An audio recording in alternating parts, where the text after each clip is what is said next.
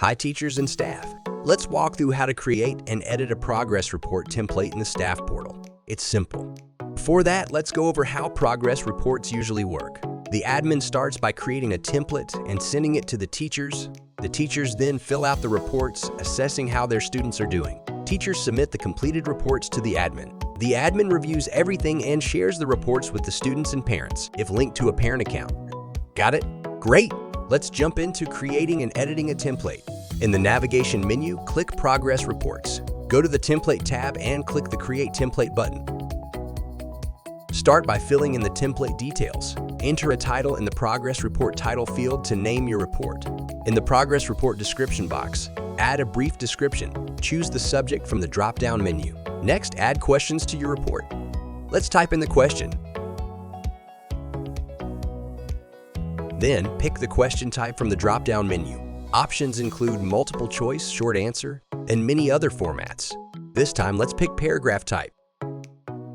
If needed, you can upload supporting files like images, videos, or audio by clicking Upload File. You can manage your questions by using the available icons to import, duplicate, save to the question bank, or delete any questions you don't need. And just like that, the first question is complete. You can add the next question by clicking on the plus icon here or the Add Question button. This time, let's try something different. Let's import a question from the question bank instead. Click the icon to access all your ready-made questions. I'm picking this one. There you have it. Second question is done. You can rearrange the question by dragging and dropping. When you've finished adding all your questions, click Save and Complete. It's automatically listed in the Templates tab. Want to edit an existing template? Let's walk through it together. You'll remain on the Progress Report page, under the Templates tab.